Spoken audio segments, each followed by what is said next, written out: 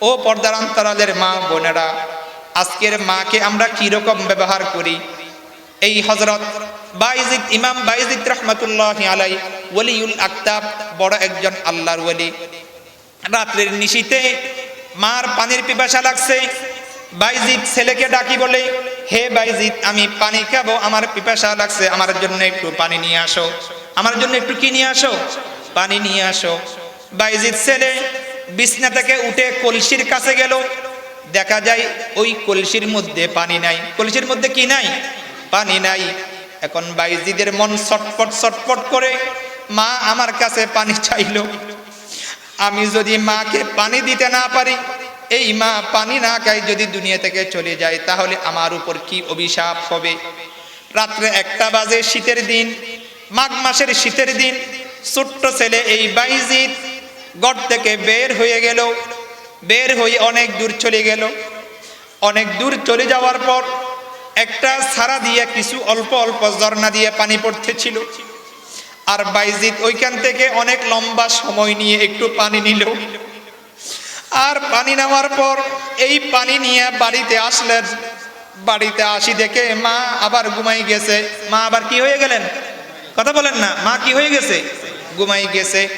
এখন বায়েজিদ মনে মনে ভাবলেন, মাকে যদি ডাকি মার ঘুম ভাঙি যাবে, মার বড় কষ্ট হবে। ও পৃথিবীর যুবক, কিভাবে আজকে মাকে কষ্ট দাও, মার সাথে দুর্ব্যবহার করো, এভাবে মাকে গালমন্দ করো, এত কষ্ট করে মা, এই মাকে বাদ দিয়ে শহরে ফ্ল্যাট বাড়ি নিয়ে বউ ফুলা মাইয়া নিয়ে কেমনে থাকো? একটু মায়ের কথা ভাবো, একটু মায়ের কথা চিন্তা করো। হযরত বায়েজিদ রাহমাতুল্লাহি আলাইহি ওই পানির গ্লাসটা নিয়ে দাঁড়িয়েছিল। রাত্রে হইতে হইতে ফজরের আজান দিছে মুয়াজ্জিন, আল্লাহু আকবার, আল্লাহু আকবার। আর আজান দেওয়ার পরে বায়েজিদের মার ঘুম ভেঙে গেল।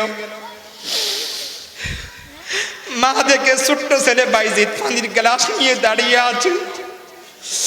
তখন মা বলে, হে আমার বায়েজিদ, আমি পানি খাবো বললাম, তুমি সারা রাত না ঘুমাইয়া আমার জন্য পানি নিয়ে দাঁড়িয়ে আছো, আমাকে কেন ডাকো নাই? তখন বায়েজিদ বলে, মা,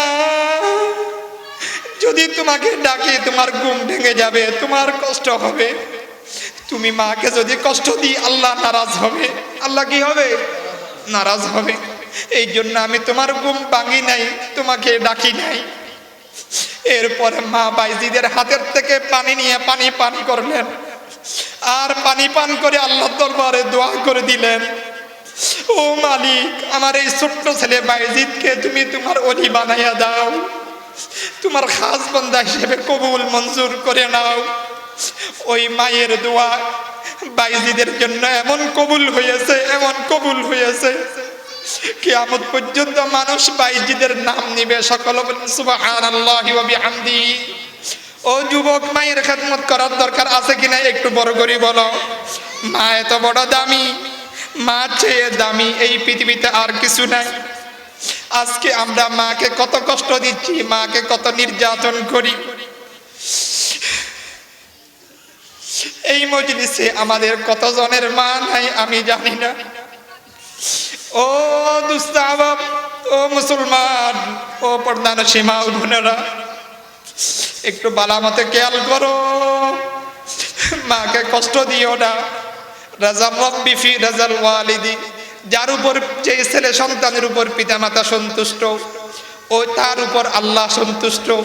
আর যার উপর পিতামাতা অসন্তুষ্ট, তার উপর কে অসন্তুষ্ট? বড় করে বলেন, আল্লাহ সন্তুষ্ট। আজকের এই মজলিসে, আজকের এই মাহফিলে কার কার মা নাই একটু হাত উঁচু করে দেখান। কার কার মা নাই একটু হাত তুলি দেখান।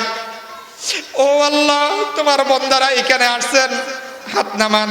যারা মাহফিল করতেছেন, এই এলাকার যারা বসবাস করে, এই এলাকার গোরস্থানে যত ইমানদার আয় আল্লাহ নারী পুরুষ শুয়ে আছে, যতজনের মা নাই আয় আল্লাহ, প্রত্যেকের মায়ের কবরকে তুমি জান্নাতের বাগিচা বানাইয়া দাও।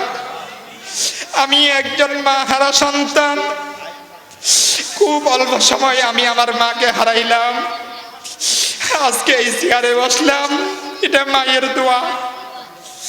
আল্লাহ, আমাদের পরিবারে বড় অভাব ছিল, শুধু আমি কেন, দুনিয়াতে বড় বড় ডাক্তার হয়েছে, বড় বড় ইঞ্জিনিয়ার হয়েছে, বড় আলেম হয়েছে, বড় অলি হয়েছে, কুসনিয়া দেখেন তার ব্যাকগ্রাউন্ডে যান, এটা মায়ের দোয়া ছিল। কার দোয়া ছিল? বড় করে বলেন, কার দোয়া ছিল? মায়ের দোয়া ছিল। মায়ের দোয়া ছাড়া এই পৃথিবীতে কেউ উন্নতি করতে পারে নাই, তরক্কি করতে পারে নাই। আমাদের পরিবারে আমরা ভাই বোন 7 জন ছিলাম, মার কোনো স্বপ্ন পূরণ করতে পারি নাই। পরিবারে অনেক বেশি অভাব ছিল। আব্বা একা রুজি রোজগার করতেন, আর ভাই বোন 7 জন ছিলাম, সবাই পড়ালেখা করত। মার কোনো স্বর্ণ চাঁদি তেমন কিছুই ছিল না, খুব অল্প সময় অল্প বয়সে মারা গেছে। মানুষে বলতো, অমুকের মা তুমি কি স্বর্ণ চাঁদি পরিধান করবে না? তোমার মন কি চাই না ভালো একটি কাপড় পরিধান করতে? তোমার মন কি চাই না আনন্দ ফুর্তি করতে? মা বলতেন, আমি যদি একটা ছেলেকে হাফেজ বানাইতে পারি, আমি যদি একটা ছেলেকে আলেম বানাইতে পারি, এইটাই আমার স্বর্গ, এটাই আমার শান্তি, এটাই আমার জীবনের শান্তি, এটাই আমার জীবনের সুখ। ওই মাকে কবরে রাখলাম। ও যুবক ভাই, বউয়ের কথা দেরি কেমনে মাকে কষ্ট দাও? বউতে একটা গেলে আরেকটা পাবা, একাধিক বিয়ে করারও সুযোগ আছে। মা এমন একটি দৌলত, এই মা একবার কবরে চলে গেলে আর পাওয়া যাবে? কথা বলেন না, পাওয়া যাবে? যাবে না। এই মার মনে কষ্ট দিও না। জীবনে আরেকবার মা বলি ডাক দিতে পারবো না। জীবনে যত জায়গায় যাই মায়ের কথা মনে পড়ে। আল্লাহ, মায়ের কথা মনে পড়লে আমি নিজেকে নিজে হারিয়ে যাই। রাত্রে বেলায় 3টার সময় অনেক সময় ঘুম ভাঙি যাই, মায়ের কথা মনে পড়ে।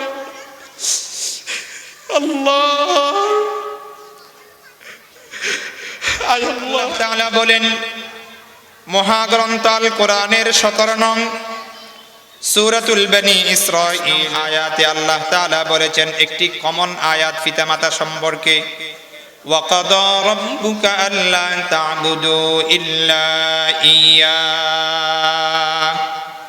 রব্বে কারীম বলেন, হে পৃথিবীর মানুষ, তোমরা শুনো, তোমরা জেনে রাখো, এই পৃথিবীতে তোমরা একমাত্র আমি আল্লাহর ইবাদত করবে।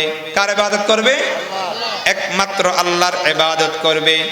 আল্লাহ একমাত্র আমাদের খালেক, আল্লাহ একমাত্র আমাদের মালিক, সব কিছুর একমাত্র সৃষ্টিকর্তা, সব কিছুর মালিককে বড় করি বলেন আল্লাহ। তো যে আল্লাহ আমাদেরকে বানাইলেন, যে আল্লাহ আমাদেরকে সৃষ্টি করলেন, যে আল্লাহ আমাদেরকে জীবন দান করলেন, যে আল্লাহ আমাদেরকে মৃত্যু দান করবেন, ওই আল্লাহর ইবাদত করতে হবে কিনা বড় করে বলেন। আল্লাহ তাআলা অন্য আয়াতের মধ্যে বলেন, ওয়ামা খালাকতুল জিন্না ওয়াল ইনসা ইল্লা লিয়াবুদুন। আল্লাহ তাআলা বলেন, পৃথিবীর মাঝে আমি জিন জাতিকে সৃষ্টি করলাম, ইনসান জাতিকে সৃষ্টি করলাম আমার ইবাদত করার জন্য। কিসের জন্য? আল্লাহ তাআলার ইবাদত করার জন্য আমি তাদেরকে সৃষ্টি করলাম। আর জিন জাতি, ইনসান জাতি ছাড়া পৃথিবীতে যত কিছু সৃষ্টি করলাম, আকাশ, জমিন, পাহাড়, পর্বত, নদী, নালা, সূর্য, চন্দ্র, সব কিছু একমাত্র আমি জিন এবং ইনসানের খেদমত করার জন্য সৃষ্টি করেছি। সকলে বলি সুবহানাল্লাহি ওয়া বিহামদিহি। ও পৃথিবীর ইমানদার মুমিন মুসলমান, আমরা যদি আল্লাহর ইবাদত করি, পৃথিবীর সব কিছু আমাদের কথা শুনবে, আমাদের খেদমত করবে, আমাদের সেবা করবে। কথা বলেন ঠিক না বেঠিক?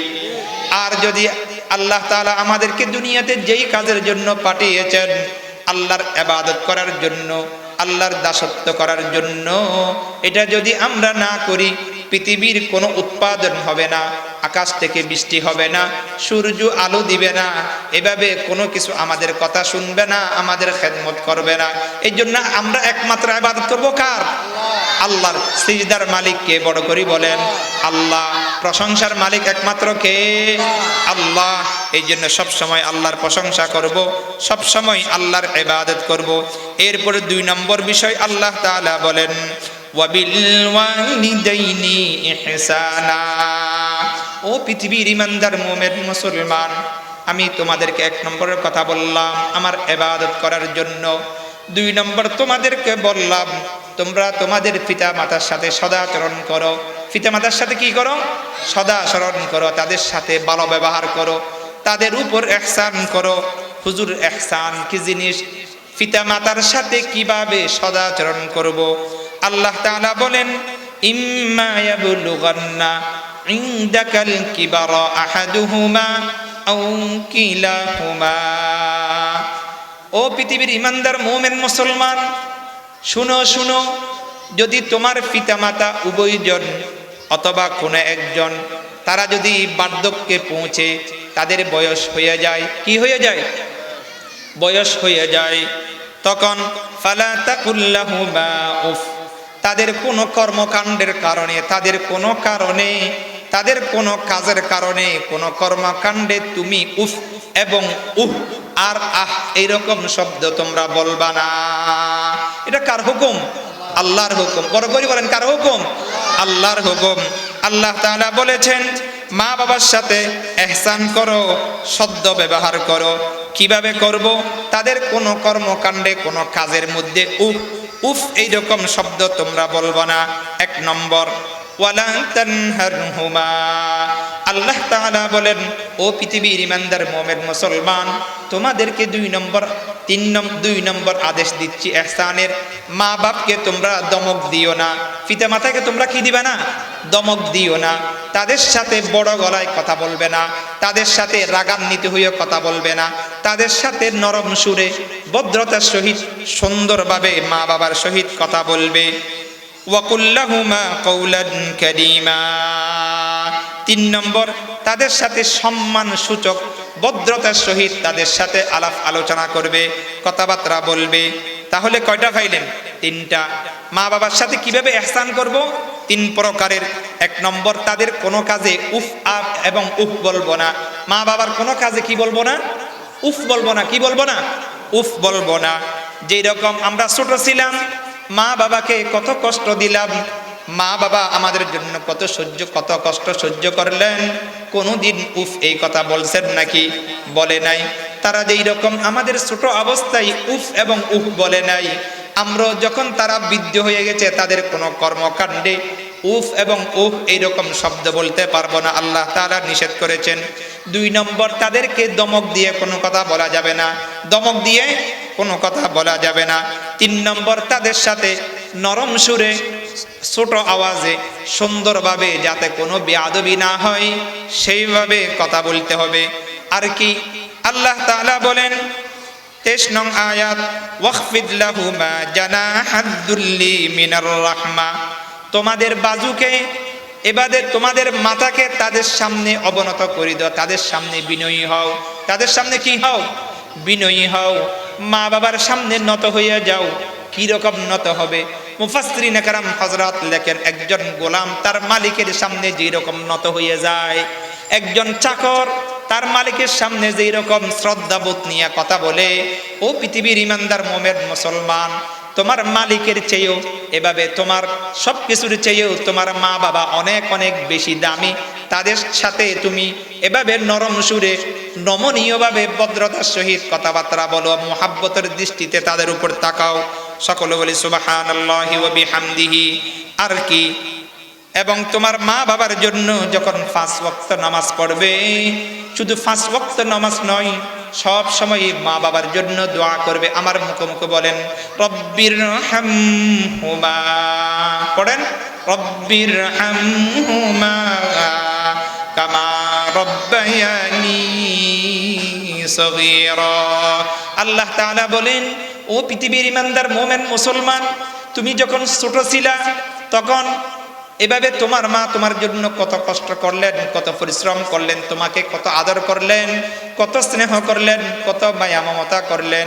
তোমার বাবা যখন বিদ্যা হয়েছে, তুমি আল্লাহর দরবারে হাত তুলে মুনাজাত করো, ওগো মালিক, ওগো আল্লাহ, আমি যখন ছোট ছিলাম আমার মা বাবা যেই রকম আমার উপর দয়া করেছে, স্নেহ করেছে, মায়া মমতা করেছে, আজ আমার মায়ের এবং বাবার বৃদ্ধ বয়সে তাদের উপর তুমি আল্লাহ রহম করো এবং দয়া করো। সকলে বলে সুবহানাল্লাহি ওয়া বিহামদিহি।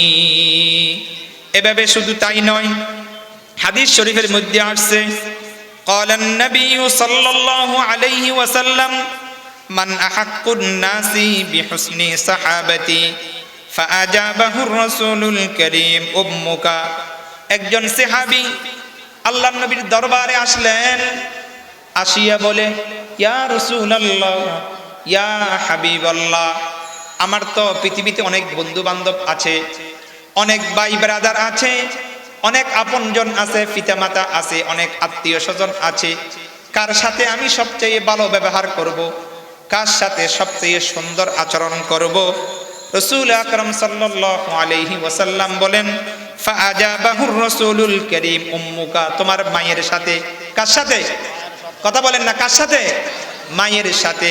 পৃথিবীতে আল্লাহ এবং আল্লাহর রাসূলের পরে সবচেয়ে দামি কে? বড় করে বলেন মা। আল্লাহর নবী বলেন হে আমার সাহাবী ও পৃথিবীর ইমানদার মুমিন মুসলমান, তোমার মায়ের সাথে ভালো ব্যবহার করবে। এরপরে সাহাবী বলে ক্বালা তুম্মা মান, সাহাবী আবারও প্রশ্ন করে হুজুর 2 নম্বরে কার সাথে ভালো ব্যবহার করব? 1 নম্বর তো মায়ের কথা বললেন। আল্লাহর নবী সাল্লাল্লাহু আলাইহি ওয়াসাল্লাম আবার উত্তর দিয়ে বলেন ক্বালা উম্মুকা, ক্বালা উম্মুকা, তোমার মায়ের সাথে সদাচরণ করবে, তোমার মায়ের সাথে ভালো ব্যবহার করবে। কয়বার হইল? 2 বার। কয়বার হইল? 2 বার। এরপরে ওই সাহাবী আবারও প্রশ্ন করে ক্বালা তুম্মা মান, ওগো আল্লাহর রাসূল, প্রথম একবার জিজ্ঞাসা করলাম এই পৃথিবীতে কার সাথে ভালো আচরণ করব, আপনি বললেন মায়ের সাথে। আবার জিজ্ঞাসা করলাম কার সাথে করব, আপনি বললেন মায়ের সাথে। আবারও জিজ্ঞাসা করে ক্বালা সুম্মা মান, ক্বালা উম্মুকা। তৃতীয়বার আবারও জিজ্ঞাসা করলেন, আল্লাহর নবী তৃতীয়বার উত্তর দিলেন ক্বালা উম্মুকা, তোমার মায়ের সাথে। কার সাথে? তোমার মায়ের সাথে। কয়বার পাইছেন? 3 বার। কয়বার? 3 বার। এক সাহাবী আল্লাহ পাকের নবীর দরবারে আসিয়া জিজ্ঞাসা করে ও আল্লাহ পাকের রাসূল, ইয়া রাসূলুল্লাহ ইয়া হাবিবাল্লাহ, এই পৃথিবীতে কার সাথে ভালো আচরণ করব, কাকে বেশি মায়া করব, ভালোবাসবো? আল্লাহ পাকের নবী বলেন তোমার মাকে তুমি ভালোবাসো, মুহাব্বত করো। আবারও প্রশ্ন করেন, আবারও বলেন তোমার মাকে ভালোবাসো। আবারও প্রশ্ন করলেন, আবারও বললেন তোমার মাকে ভালোবাসো। কয়বার বললেন? কয়বার? 3 বার বললেন। আবারও প্রশ্ন করে ক্বালা তুম্মা মান, ক্বালা আবুকা। 3 বার বলার পরে চতুর্থবার আবারও যখন প্রশ্ন করলেন, ওই সাহাবী নবী আকরাম সাল্লাল্লাহু আলাইহি ওয়াসাল্লাম বলেন তোমার বাবাকে তুমি ভালোবাসো, বাবাকে ভালোবাসো। মায়ের কথা কয়বার বলছে? 3 বার। বাপের কথা বলছে কয়বার? 1 বার। মার কথা পরপর কয়বার বলছে? 3 বার। এখন বড় প্রশ্ন, হুজুর মায়ের কথা 3 বার কেন বললেন? 1 বার বললেও তো হয়ে যাইতো। 1 বার বললেও কি হয়ে যাইতো, 3 বার কেন বললেন? এটার উত্তর আল্লাহ তাআলা বলেন সূরা লোকমানের এভাবে মহাগ্রন্থ আল কোরআনের 31 নং সূরা লোকমানের 14 নং আয়াত, ওয়াসাইনাল ইনসানা বিওয়ালিদাই, ও পৃথিবীর ইমানদার মুমিন মুসলমান, তোমরা তোমাদের পিতামাতার সাথে সদাচরণ করো, পিতামাতার সাথে সুন্দর আখলাক দেখাও, তাদেরকে ভালোবাসো, তাদেরকে মুহাব্বত করো। কেন? হামালাতহু উম্মুহু ওয়াহনান আলা ওয়াহনিন ওয়া ফিসালুহু ফি আমাইনি আনিশকুর লি ওয়া লিওয়ালিদাইক। বড় করে বলেন আল্লাহু আকবার। তাআলা বলেন মায়ের কথা কেন 3 বার বললেন? মায়ের সাথে কেন সদাচরণ করবেন? মা এমন একটা জাতি, তোমাকে 10 মাস 10 দিন গর্ভধারণ করেছিল কিনা? মা আমাদেরকে কতদিন গর্ভধারণ করেছে? 10 মাস 10 দিন মা গর্ভধারণ। তখন মাকে কত কষ্ট দিলাম, মা খাইতে পারতো না, মা রাত্রে ঘুমাইতে পারতো না। এভাবে 10 মাস 10টা দিন মা অনেক কষ্ট করে আমাকে গর্ভধারণ করেছে। শুধু তাই নয়, মৃত্যুর ঝুঁকি নিয়ে আমাকে প্রসব করলেন। ও ভাই, মা মৃত্যুর ঝুঁকি নিয়ে প্রসব করছে কিনা বড় করে বলেন। একজন মহিলা সন্তান সম্ভবা, সেই যখন ডেলিভারির সময় হয়ে যাবে, তার স্বামীর কাছ থেকে মাফ নিয়ে নেয়। স্বামীর কাছ থেকে কি নিয়ে নেয়? স্বামীর কাছে মাফ চায়, প্রাণের স্বামী আমাকে মাফ করে দিয়েন, জানি না মনে হয় বাঁচবো না। নিজের মায়ের কাছ থেকে মাফ নিয়ে নেয়, নিজের শাশুড়ির কাছ থেকে মাফ নিয়ে নেয়। আত্মীয় স্বজন পাড়া পড়শি তাদের কাছ থেকে ওইভাবে সন্তান সম্ভবা গর্বিতা মহিলা সেই মাপ নিয়ে নেয়। এটা মরণ এবং জীবনের একটা ব্যাপার। এই পৃথিবীতে কত মেয়ে লোক সন্তান জন্ম লাভ করাইতে গিয়ে, সন্তান প্রসব করাইতে গিয়ে মারা গেছে, যে এরকম অনেক অহরহ ঘটনা আছে কি নাই? বড় করে বলেন আছে। এমন মা সন্তান ভূমিষ্ঠ করতে গিয়ে মা মৃত্যুর ঝুঁকি নিয়ে আমাদেরকে প্রসব করলেন। শুধু তাই নয়, কয়বার পাইলেন? 2 বার। 10 মাস 10 দিন মা পেটে রাখলেন, বাবা রাখে নাই। মৃত্যুর ঝুঁকি নিয়ে মা এভাবে বাচ্চাকে প্রসব করলেন। ও পৃথিবীর ইমানদার মোমেন মুসলমান, ও পর্দার আড়ালের মা ও বোনেরা, একটু মায়ের কথা চিন্তা করেন।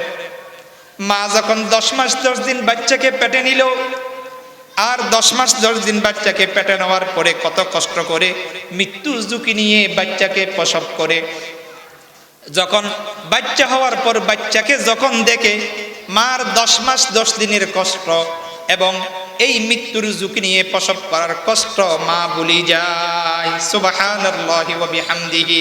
আমার আপনার মাটা এমন মা, মাটা এমন মা। এই মায়ের চেয়ে দুনিয়ার এই দরদি আর কেউ নাই, আছে? কথা বলেন না, নাই।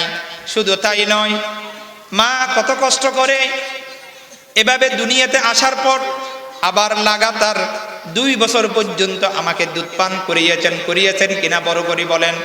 2 বছর পর্যন্ত আমাকে দুধ পান করিয়েছেন।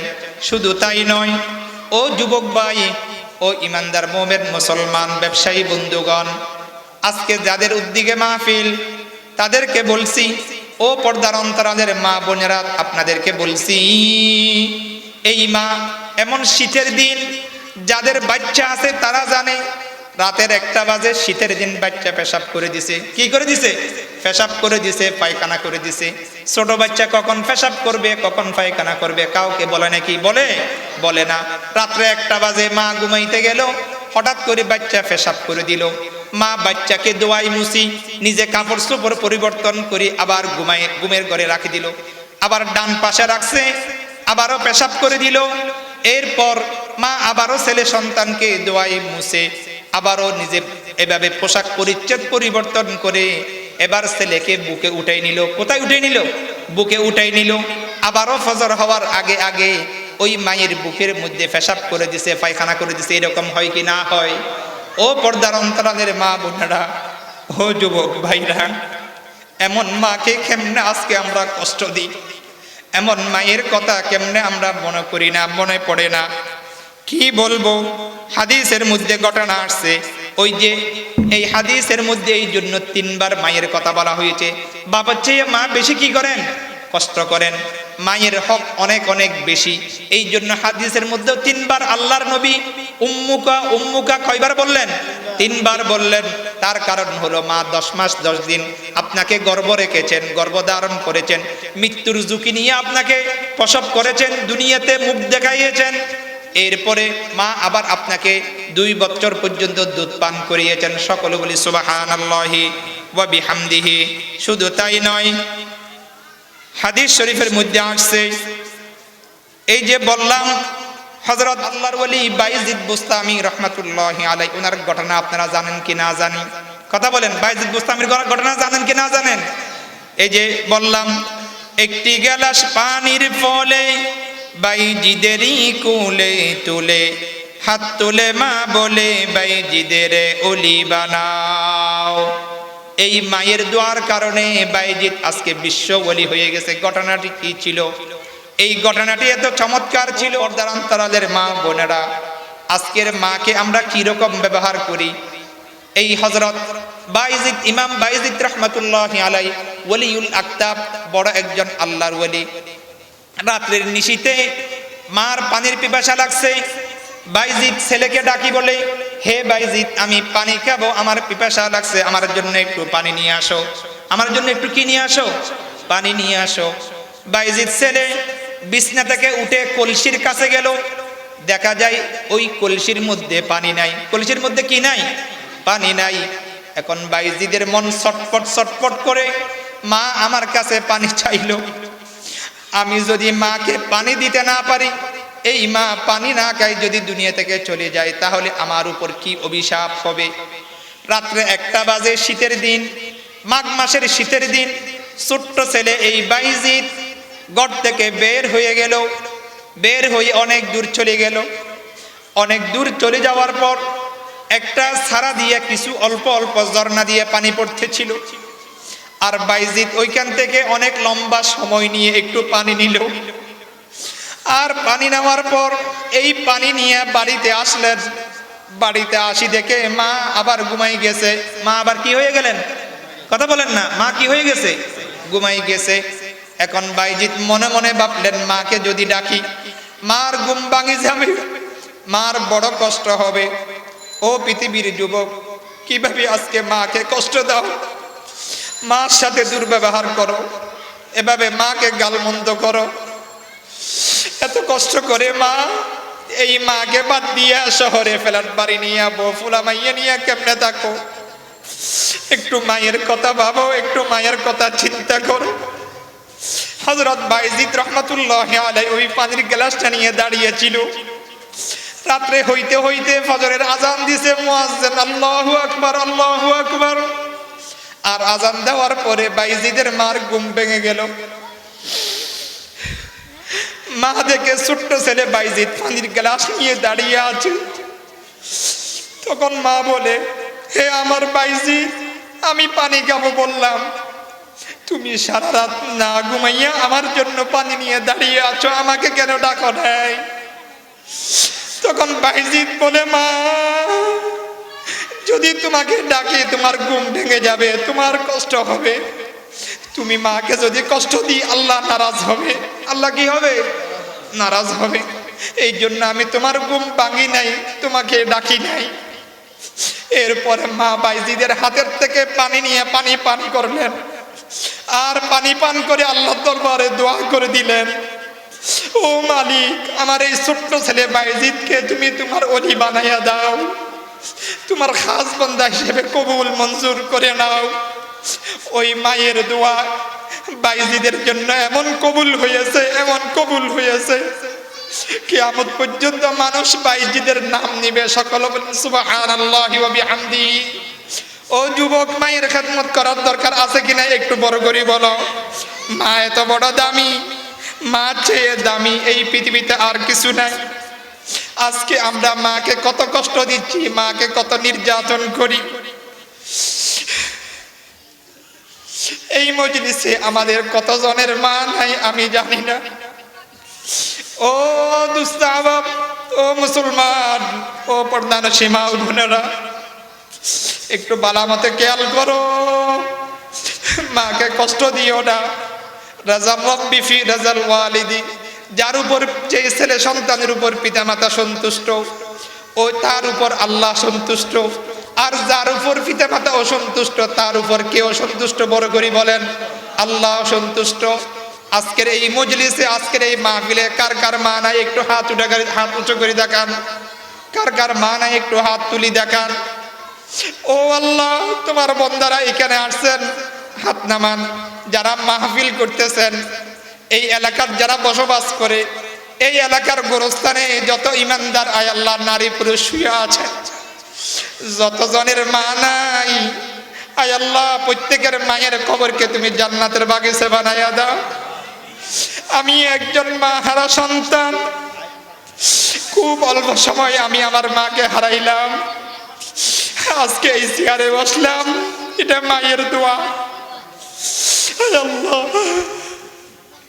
আমাদের পরিবারে বড় অভাব ছিল। শুধু আমি কেন, দুনিয়াতে বড় বড় ডাক্তার হয়েছে, বড় বড় ইঞ্জিনিয়ার হয়েছে, বড় আলেম হয়েছে, বড় ওলি হয়েছে। কুসনিয়া দেখেন তার ব্যাকগ্রাউন্ডে যান, এটা মায়ের দোয়া ছিল। কার দোয়া ছিল? বড় করে বলেন, কার দোয়া ছিল? মায়ের দোয়া ছিল। মায়ের দোয়া ছাড়া এই পৃথিবীতে কেউ উন্নতি করতে পারে নাই, তরক্কি করতে পারে নাই। আমাদের পরিবারে আমরা ভাই বোন 7 জন ছিলাম, মার কোনো স্বপ্ন পূরণ করতে পারি নাই। পরিবারে অনেক বেশি অভাব ছিল। আব্বা একা রুজি রোজগার করতেন, আর ভাই বোন 7 জন ছিলাম, সবাই পড়ালেখা করতো। মার কোনো স্বর্ণ চাঁদি তেমন কিছুই ছিল না, খুব অল্প সময়, অল্প বয়সে মারা গেছে। মানুষে বলতো অমুকের মা তুমি কি স্বর্ণ চাঁদি পরিধান করবে না? তোমার মন কি চাই না ভালো একটি কাপড় পরিধান করতে? তোমার মন কি চাই না আনন্দ ফুর্তি করতে?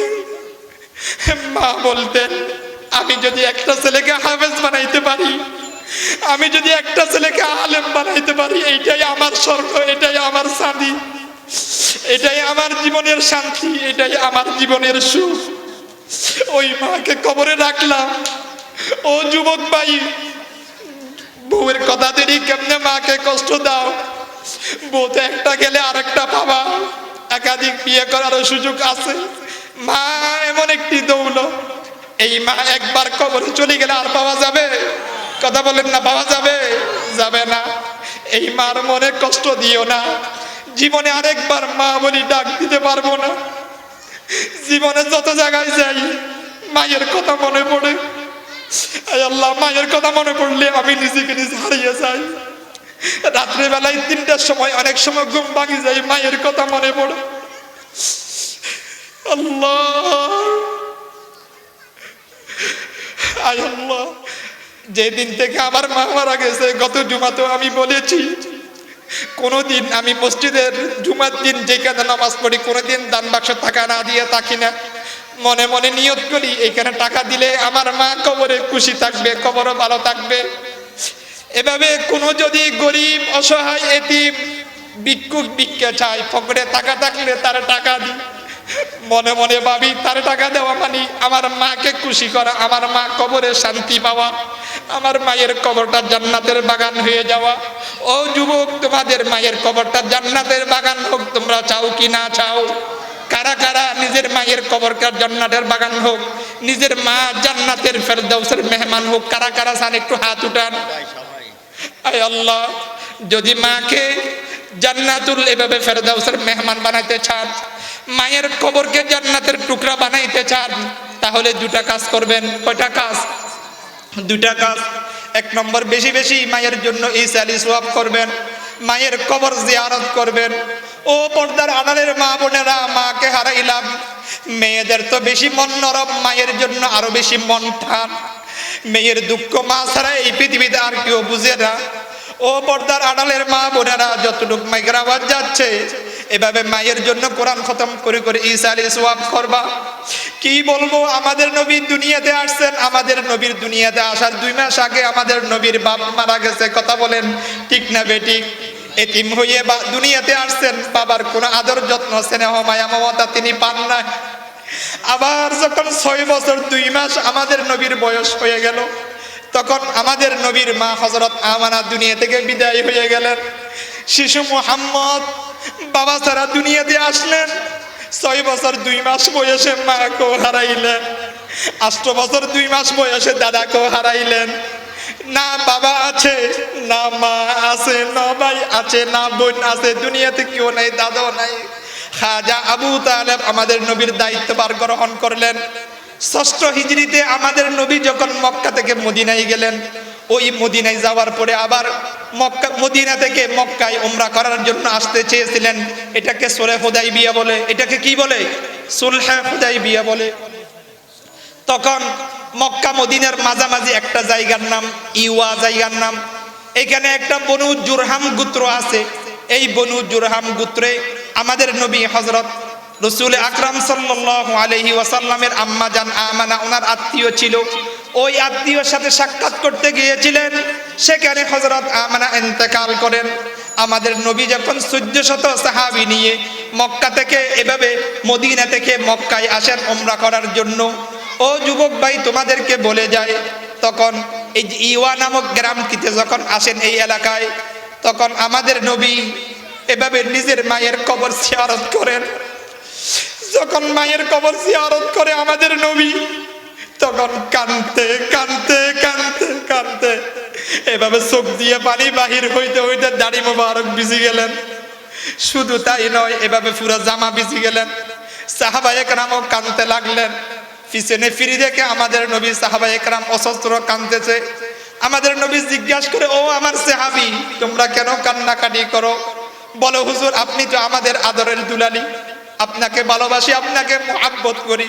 আপনি কাঁদেন, এই জন্য আমরা না কাঁদিয়ে পারি না। আমাদের নবী বলেন, আমি তো দুনিয়াতে আসার আগে বাবার দুনিয়া থেকে চলে গেছেন, বাবার কোনো যত্ন পাই নাই, আমি এতিম। এভাবে অল্প সময় বুঝে উঠতে পারি নাই, আমার মাটা দুনিয়া থেকে চলে গেল। আমার মা আমার টুটে চুমে দিয়েছে। আমার শরীরের এমন কোনো জায়গা নাই যেখানে আমার মা টুক দিয়ে আমাকে চুমো দেয় নাই, আমাকে আদর যত্ন করে নাই, আমাকে মহাব্বত করে নাই, এরকম কোনো জায়গা নাই। আমার মা আমারে বেশি মহাব্বত করতেন, বেশি ভালোবাসতেন। ওই ছোটবেলার কথা মনে পড়ে গেল। এই জন্য আমি নিজেকে নিজে ধরে রাখতে পারলাম না। আমার মায়ের কবর জিয়ারত করতে গিয়ে আমি নিজেকে নিজে হারিয়ে ফেললাম। ও যুবক, ও পর্দার আড়ালের মা বোনেরা, যে যেখানে থাকো না কেন, এখানে তাকিও যদি তোমার মায়ের কবর দেশে হয়, বেশি বেশি ইসালি সোয়াব করবা। জীবনে যত মুনাজাত করি, জীবনে যত জায়গায় যাই, মায়ের কথা বলি, মায়ের জন্য দোয়া চাই। আয় আল্লাহ, আমি সহ আমাদের এই মজলিসে, আয় আল্লাহ, গত কিছুদিন আগে আমাদের ইকবাল সাহেবের মা মারা গেছে। আয় আল্লাহ, আরো কত মানুষের মা নাই, মায়ের জন্য বড় বড় কষ্ট লাগে। আয় আল্লাহ, মাকে আর জীবনে একবার মা বলি ডাক দিতে পারবো না। ও মালিক, আজকের এই মাহফিল যারা ব্যবস্থাপনা করেছেন, তাদের মধ্যে যাদের পিতাদের কবরকে তুমি জান্নাতের বাগিচা বানায়া দাও। সকল বলি আমিন। এটা 1 নম্বর। 2 নম্বর, বেশি বেশি দান খায়রাত করবেন। বেশি বেশি কি করবেন? কথা বলেন না। বেশি বেশি কি করবেন? মায়ের নামে বেশি বেশি দান খায়রাত করবেন। গরিব এতিম শিশুর মুখে যদি কানা উঠাই দেন, আপনার মা খুশি হবে, আপনার মায়ের কবরে সওয়াব যাবে, আপনার মা কবরে শান্তি পাবে। এরপরে আসেন আরেকটা কথা বলি। ও যুবক, যাদের মা আছে, যাদের বাবা আছে, তোমরা কিভাবে মায়ের সাথে নাফরমানি করো। মাকে, স্ত্রীকে নিয়ে, ছেলে সন্তানকে নিয়ে কত সুন্দরভাবে তোমরা কানাফিনা করো। এভাবে শাশুড় বাড়ির লোকজনকে কদর আপ্যায়ন করো। তোমার মা, তোমার বাবা গ্রামতে আছে, এই শীতে কষ্ট পাচ্ছে, কোনোদিন একটা ফোনও করো নাই, মা তুমি কেমন আছো? কিন্তু মা এমন জননী, এমন দুকুনি, তোমার যদি এখানে গায়ে জ্বর হয়, মায়ের মনে মনে জানা হয়ে যায়। তুমি যদি অ্যাক্সিডেন্ট করো, মাকে না বললে মা জানি যায়, মা তোমার কাছে ফোন করে, ছেলে তোমার কোনো অসুবিধা হয়েছে নাকি।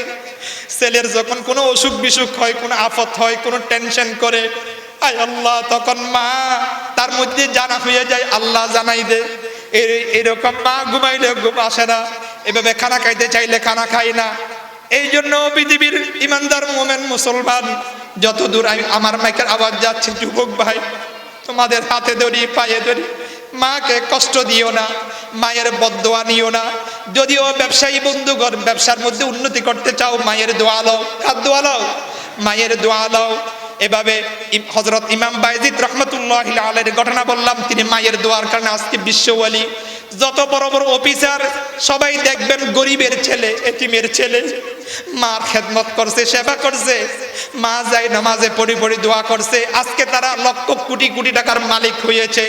আর যারা মাকে কষ্ট দিবে, মাকে দুঃখ দিবে, মাকে গালমন্দ করবে, মায়ের কোনো খোঁজখবর নিবে না, তুমি বড় অফিসার হইতে পারো, বড় কোটিপতি শিল্পপতি হইতে পারো, দুনিয়ার বড় সম্পদশালী ক্ষমতার মালিক হইতে পারো, মৃত্যুর আগে আগে তুমি মায়ের কষ্ট নিয়ে অপমানিত, বেইজ্জত হবে। এই জন্য ও যুবক, যাদের মা আছে, আমার সাথে তোমরা ওয়াদা করো, আজকের মাহফিল থেকে গিয়ে আমরা মায়ের সাথে ফোন করব। মায়ের সাথে কি করব? কথা বলেন না। ফোন করব। আমরা শহরে বসবাস করি, অনেকের মা গ্রামে থাকতে ভালোবাসে, কথা বলেন ঠিক না বেঠিক? যদিও ভালোবাসে, অনেকে আবার এভাবে দেখা যায় স্ত্রীর সাথে মার সাথে গরমিল, এই জন্য একসাথে থাকতে পারি না। স্ত্রীকে বুঝাও, স্ত্রীর কারণে যদি মার উপর জুলুম করো, মাকে গালমন্দ করো, মাকে মারধর করো, মাকে খোঁজখবর না আনো, আল্লাহর আদালতে তুমি আটকা পড়ে যাবে। তোমার নামাজ কোনো কাজে আসবে না, তোমার রোজা কোনো কাজে আসবে না, তোমার দান খায়রাত কোনো কাজে আসবে না। মাকে অসন্তুষ্ট রাখে। ও পর্দার আড়ালের মা বোনেরা, ও যুবক বন্ধুগণ, তোমাদেরকে বুঝাইতেছি, মার মনে কষ্ট দিও না। যদি জীবনে উন্নত করতে চাও, মায়ের দোয়া নাও, মার সাথে সুসম্পর্ক রাখো, মার খেদমত করো। আল্লাহ পাকের নবী সাল্লাল্লাহু আলাইহি ওয়াসাল্লামের দরবারে একজন আসিয়া বলে, قال يا رسول الله ما حق الوالدين على ولدهما قال هما جنتك ونارك رواه ابن ماجه। আল্লাহ পাকের নবীর দরবারে আসিয়া বলেন একজন সাহাবী, ইয়া রাসূলুল্লাহ, ইয়া হাবিবাল্লাহ, ছেলে সন্তানদের উপর মায়ের অধিকার কি, মা বাবার হক কি? আল্লাহর নবী বলেন, মায়ের পায়ের তলে সন্তানের বেহেশত, মায়ের পায়ের তলে সন্তানের বেহেশত। আমরা পুরুষ মানুষ, আমাদের এভাবে পুরুষের পায়ের নিচে জুতা থাকে, কি থাকে? জুতা থাকে। কিন্তু মায়ের পায়ের নিচে সন্তানের বেহেশত, সন্তানের কি? বেহেশত। ও ইমানদার মুমিন মুসলমান, টাইম শেষের পর্যায়ে একটা ঘটনা বলি, আমি শেষ করতে যাচ্ছি। তোমাদের মতো আমাদের মতো একজন যুবক এভাবে কপ্পরে পড়ে বউর কথা ধরে মা এবং বাবাকে বাদ দিয়ে শ্বশুর বাড়িতে চলে গেছে।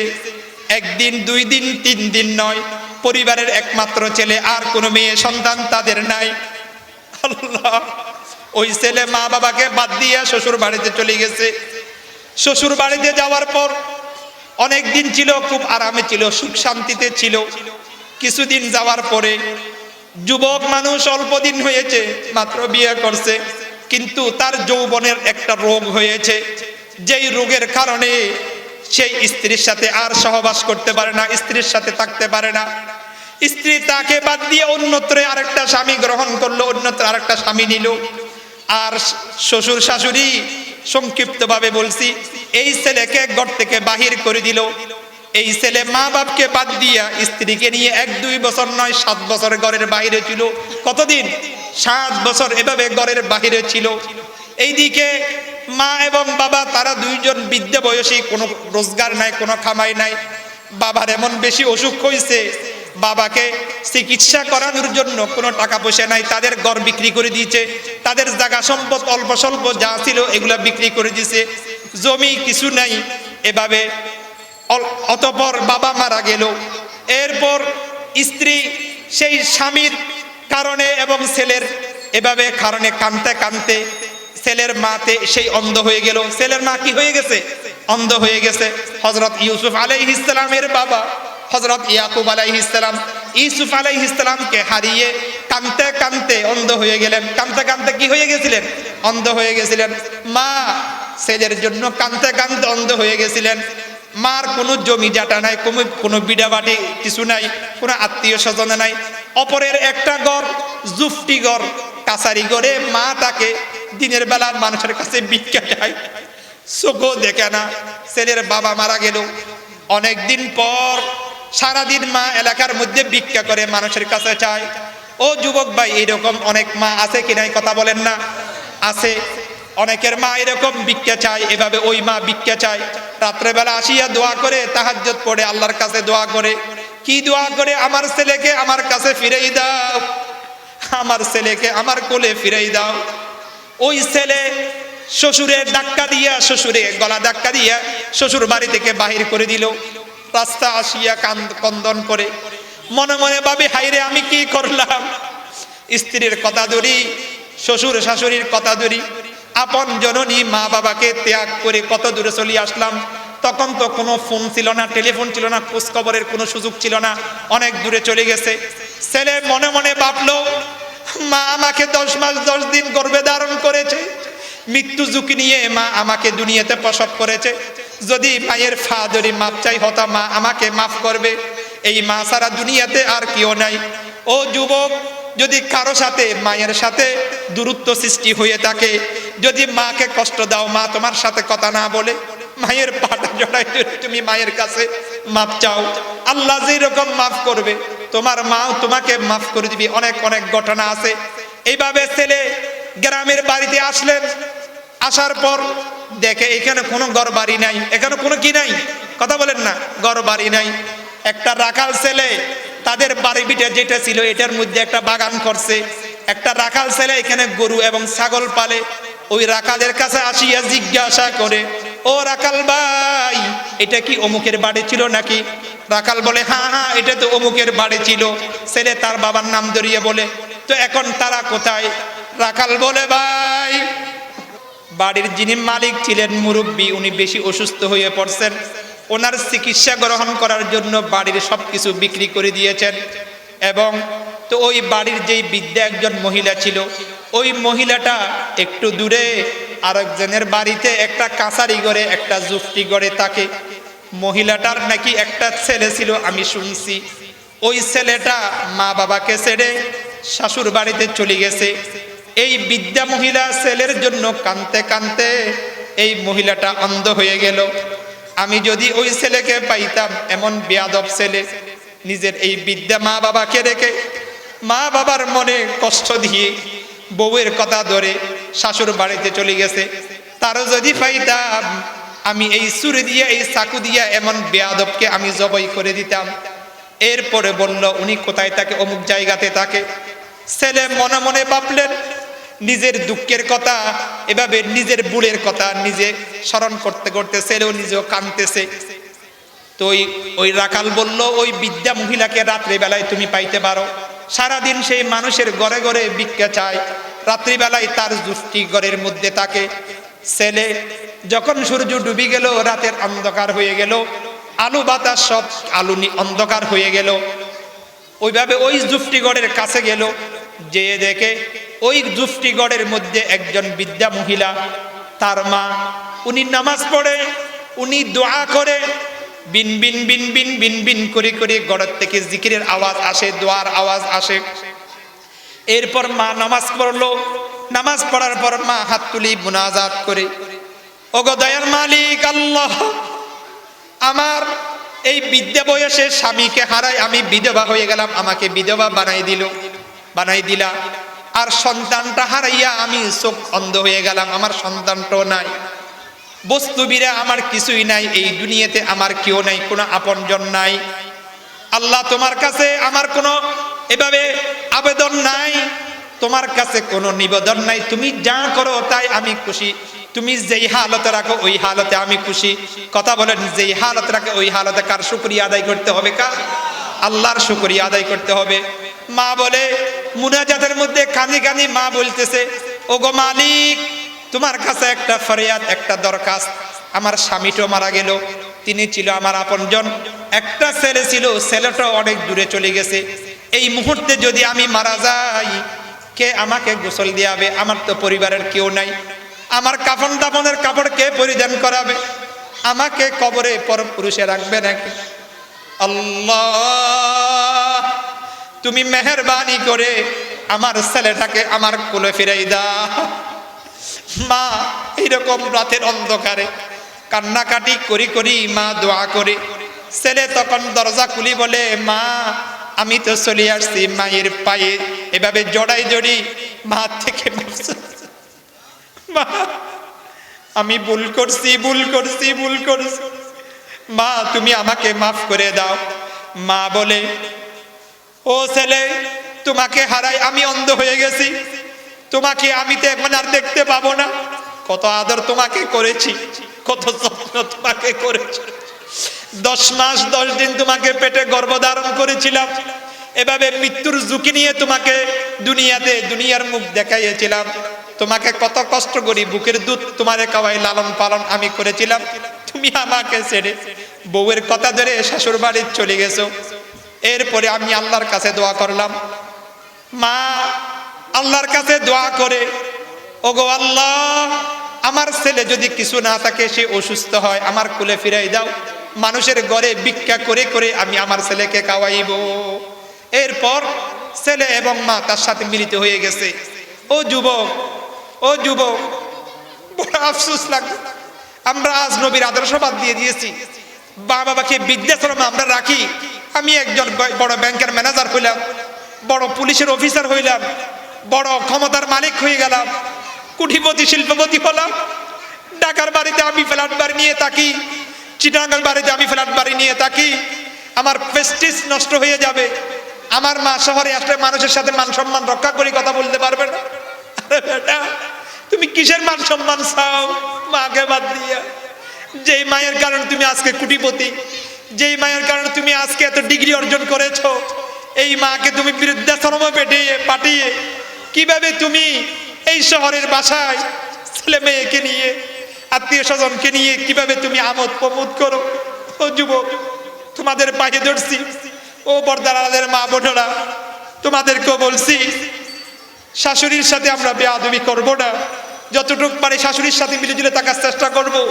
এখানে যারা আছি, আজকে মাহফিল থেকে যাওয়ার পরে আমাদের অনেকের মা গ্রামের বাড়িতে আছে, এরকম আছে কি নাই? কথা বলেন না, আছে কি নাই? আছে। এখান থেকে যাওয়ার পর মার সাথে ফোন করব, মা তুমি কেমন আছো? মাকে জিজ্ঞাসা করব, মা তুমি কি খাবে, মা তুমি কি পড়বে, তোমার কি খেদমতের দরকার। বউ খেদমত করলে করুক, না করলো না করুক, আমার মা আমার হক আছে কি নাই? কথা বলেন না, হক আছে কি নাই? আছে। এই জীবনে মাকে কষ্ট দিব না। যারা বৃদ্ধাশ্রমে বাবাকে মাকে পাঠাইলেন, ও দুনিয়ার যুবক তোমরা শুনে রাখো, আজকে তোমরা তোমাদের পিতামাতাকে বৃদ্ধাশ্রম রাখছো, তাড়াতাড়ি মা বাবাকে সেখান থেকে নিয়ে আসো, তাদেরকে সেবা যত্ন করো। অন্যথায় মৃত্যুর পূর্বে তোমাদের ছেলে সন্তান তোমাদেরকে বৃদ্ধাশ্রম থেকে আরো বেশি যন্ত্রণাদায়ক কঠিন শাস্তি, তোমাদেরকে অপমান এবং লাঞ্ছনা দিবে। কথা বলেন ঠিক না বেটি? তো যা বললাম, মানুষও যা আছেন দুটাই দরখাস্ত। যাদের মা মারা গেছে বেশি বেশি ইসালি সোয়াব করবেন, করবেন তো? কারা কারা করবেন স্যার একটু হাত তুলে দেখান তো, কারা কারা নিজের মায়ের জন্য ইসালি সোয়াব করবেন? ইসালি সোয়াব, কবর জিয়ারত করবেন, দান করবেন, এই দুটাই ইসালি সোয়াবের বড় পদ্ধতি। হাত লামান। কার কার মা আছে, জীবিত আছে, বাবা জীবিত আছে, একটু হাত তুলেন। কার কার মা এবং বাবা জীবিত আছে একটু হাত তুলেন। আল্লাহর নবী বলেছেন তোমার মাই তোমার জান্নাত, তোমার মাই এভাবে বাবাই তোমার জান্নাত। মা বাবা জান্নাত কামাই করে, এটা তোমার উপর। অতএব আসুন ও যুব সমাজ, আমরা সমাজকে পরিবর্তন করি, এলাকাকে পরিবর্তন করি, যে যাদের মা বাবা আছে আমরা সর্বোচ্চ মা বাবার সেবা যত্ন করে খেদমত করে আল্লাহর জান্নাত কামাই করবার আল্লাহ তাআলা আমাদের সকলকে তৌফিক দান করুক। আজকের এই মাহফিলকে কবুল করুক, সকল বলি আমিন। আমাদের সভাপতি সাহেব জনাব জমিরুদ্দিন সাহেব, ওনাকে এবং এই মসজিদ এলাকার সকল ইমানদার মোমেন মুসলমান, আজকের এই ব্যবসায়ী মহল, সকলকে আল্লাহ তাআলা কবুল করুক, সকল বলি আমিন। আমার মা সহ আরো যাদের মা মারা গেছে, এই আশপাশ গোরস্থানে যত মায়ের কবর, যত ইমানদার নারী পুরুষ শুয়ে আছেন, তাদের কবরকে আল্লাহ তাআলা জান্নাতের বাগিচা বানাইয়ে দেব, সকল বলি আমিন। এই কথা বলে আমার কথা এখানে শেষ করলাম। ওয়া আখির দাওয়ানা আলহামদুলিল্লাহি রাব্বিল আলামিন। আসসালামু আলাইকুম ওয়া রাহমাতুল্লাহি ওয়া বারাকাতুহু।